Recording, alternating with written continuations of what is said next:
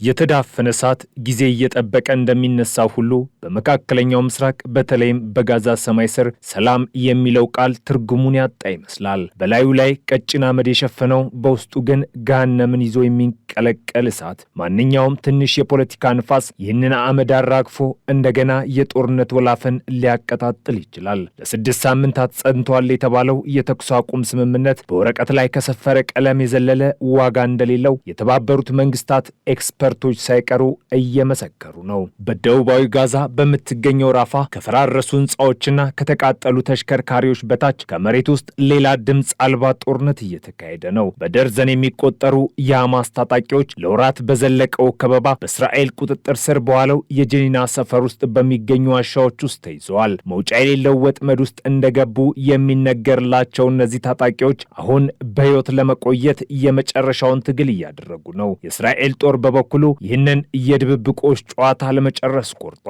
የጎላኒ ብርጌድ አዛዥ ኮሎኔል አዲ ጎነን ዋናው ተልኳችን በራፋ የሚገኘውን ጠላት ማጥፋት ወይም መማረክ ነው ሲሉ የኦፕሬሽኑን የመጨረሻ ግብ አስቀምጠዋል። ታጣቂዎቹ በጥቅምት ወር በተደረሰው የተኩስ አቁም ስምምነት መሰረት በተከለለው ቢጫ መስመር አካባቢ ተይዘው ሲገኙ ጉዳዩ ወታደራዊ ብቻ ሳይሆን ዲፕሎማሲያዊም ገጽታ ይዟል። አሜሪካ እስራኤል ታጣቂዎቹ በሰላም ወደ ሐማስ ቁጥጥር ስር ወዳሉ አካባቢዎች እንዲመለሱ እንድትፈቅድ ጫና እያደረገች ነው። ነገር ግን የእስራኤል ጦር ይህንን የዲፕሎማሲ ጥሪ ወደ ጎን በመተው ምድር ላይ ያለውን ወታደራዊ በላይነቱን እያሳየ ነው። እንደ ጦሩ ግምት ታጣቂዎቹ በሐማስ የሻለቃ አዛዥ እየተመሩ በተለያዩ ዋሻዎች ውስጥ ተከፋፍለው ይገኛሉ። በመጀመሪያ ቁጥራቸው 200 ይደርሳል ተብሎ ቢገመትም አሁን ላይ ቁጥራቸው በጣም ዝቅተኛ እንደሆነና ብዙዎች ቀደም ሲል በተፈጸሙ የአየር ጥቃቶች በዋሻዎች ውስጥ ሳይሞቱ እንዳልቀሩ ተነግሯል። ከበባው ውስጥ ያሉት ታጣቂዎች ሁኔታ ከቀን ወደ ቀን እየተባባሰ ስለመሆኑም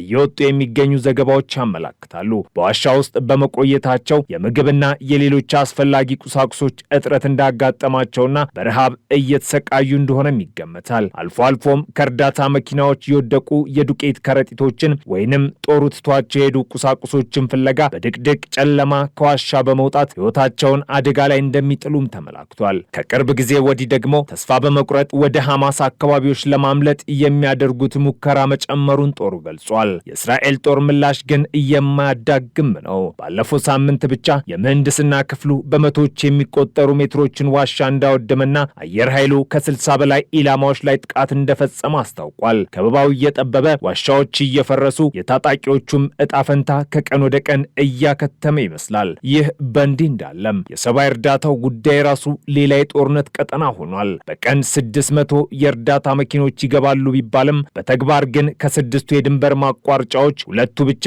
ክፍት ናቸው። እርዳታውም ለወሬ ጠገበ ለሆድ የራበ ሆኗል። በዚህ ሁሉ ትርምስ ውስጥ በአሜሪካና በእስራኤል ድጋፍ የተቋቋመው የጋዛ ሰብአዊ እርዳታ ፋውንዴሽን GHF ስራውን እንደሚያቆም አስታውቋል። የአንዱ እሳት ለአንዱ ይተርፋል እንደሚባለው የጋዛው እሳቱ ወላፈን ዌስት ባንክንም እየለበለበ ይገኛል። የእስራኤል ጦር ለአንድ ዓመት ከ6 ወር ሙሉ ሲያሳድደው የነበረውን አላራኡፍ ሸቲያን በናብሉስ ከተማ ገድያለው ሲል ሰሞኑን አስታውቋል። የሰው በግንቦት 2004 ሁለት የእስራኤል ወታደሮችን በመኪና ገጭቶ ገድሏል በሚል ይፈለግ ነበር። ኦፕሬሽኑ ሲጠናቀቅ የዓይን እማኞች እንዳሉት በቤቱ ውስጥ ብዙ ደም ቢታይም አስክሬኑ ግን አልነበረም። ከጋዛ ጦርነት መጀመር አንስቶ በዌስት ባንክ ከ1000 በላይ ፍልስጤማውያን ሲገደሉ 44 እስራኤላውያንም ሕይወታቸውን እንዲያጡ ምክንያት ሆኗል። በየቀኑ ወረራ፣ ግድያና እስራት የዌስት ባንክ የዕለት ተዕለት ሕይወት አካል ሆኗል። የጥቅምት 7ቱ ጥቃት ያስከተለው መንቀጥቀጥ በፍልስጤም ምድር ብቻ ሳይሆን በእስራኤል ውስጥም ትልቅ ጉዳት ፈጥሯል። በጥቅምት 7 የሐማስ ጥቃት መከላከል ባለመቻሉ ሰራዊቱ በከፍተኛ ጀነራሎቹ ላይ ከባድ እርምጃም ወስዷል። የወታደራዊ መረጃ የኦፕሬሽንና የደቡብ እዝ ኃላፊ የነበሩት ጀነራሎች ከኃላፊነታቸው ተባረዋል። የጦሩ ጠቅላይ ኢታማዦር ሹም ኢያል ዛሚር ሰራዊቱ የሀገሪቱን ዜጎች የመጠበቅ ዋና ተልእኮውን መወጣት አልቻለም ብለዋል። ነገር ግን ይህ የሰራዊቱ የውስጥ ምርመራ ሌላ የፖለቲካ ትኩሳት ፈጥሯል። የመከላከያ ሚኒስትሩ እስራኤል ካትስ የጦሩን የውስጥ ምርመራ በድጋሚ እንዲመረመር ትዕዛዝ አስተላልፈዋል። ጠቅላይ አዛዥ ዛሚር በበኩላቸው ይህ የጦሩን ዝግጁነት የሚጎዳና በፖለቲካ እየተነሳሳ ነው ሲሉ ሚኒስትሩን በይፋ ተቃውሟል። ሁለት ጌቶች እያገለገለች አህያ በጅብ ትበላለች እንደሚባለው ጦሩ በራሱ የጥፋተኝነት ስሜትና በፖለቲከኞች ጣልቃ ገብነት መካከል ተወጥሯል። ይህ ሁሉ ሲሆን ጠቅላይ ሚኒስተር ቤንያሚን ኔታንያሁ በህዝብ የሚጠየቀውን አገራዊ የምርመራ ኮሚሽን ለማቋቋም እስካሁን ፍቃደኛ አልሆንም። ይህ በእንዲህ እንዳለም የጋዛውና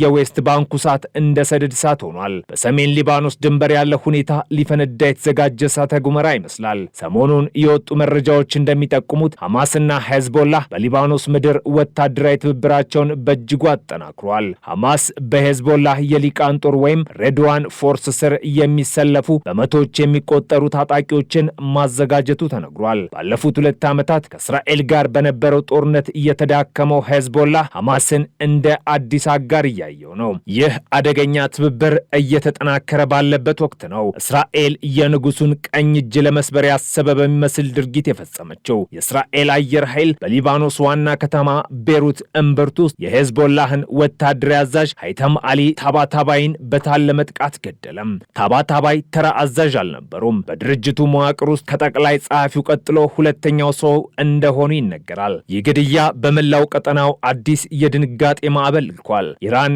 ይህ ፈሪ ድርጊት የሊባኖስን ሉዓላዊነት የደፈረ ነው ስትል አውግዛለች። የአሜሪካው ዋይት ሃውስ በበኩሉ እስራኤል ራሷን ከሽብርተኞች የመከላከል መብት አላት ሲል ድጋፉን ሰጥቷል። አሁን ትልቁ ጥያቄ የሄዝቦላህ ምላሽ ነው። እንግሊዞች እንደሚሉት በጥብቅ አለቶች መሃል የማለፍ ያክል ሄዝቦላህ ከባድ አጣብቂኝ ውስጥ ገብቷል። የበቀል እርምጃ ከወሰደ ቀድሞውኑ በኢኮኖሚ ቀውስ ውስጥ የምትሰቃየውን ሊባኖስን ወደ አውዳሚ ጦርነት ይከታታል። ዝም ካለ ደግሞ እንደ ተዳከመና እንደ ፈሪ ይቆጠራል። የእስራኤል ጦር በበኩሉ በሰሜን ድንበሩ የአየር መከላከያውን በማጠናከር ለሚመጣው ምላሽ በከፍተኛ ጥንቃቄ እየጠበቀ ነው።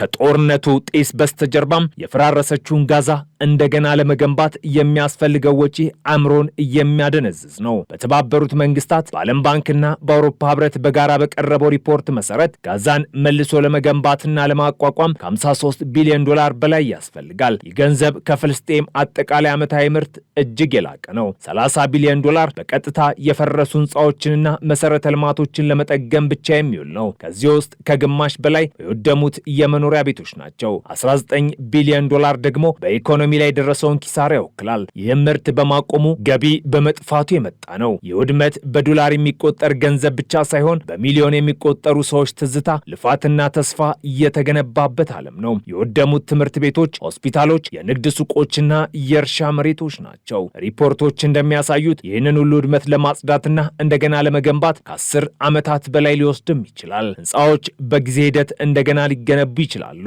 ነገር ግን በጦርነት የተቀጠፉ ህይወቶች መቼም አይመለሱም። የዚህ ጦርነት እውነተኛውና ከባድ ዋጋ የተከፈለው በሰው ልጅ ህይወት ጭምር ነው።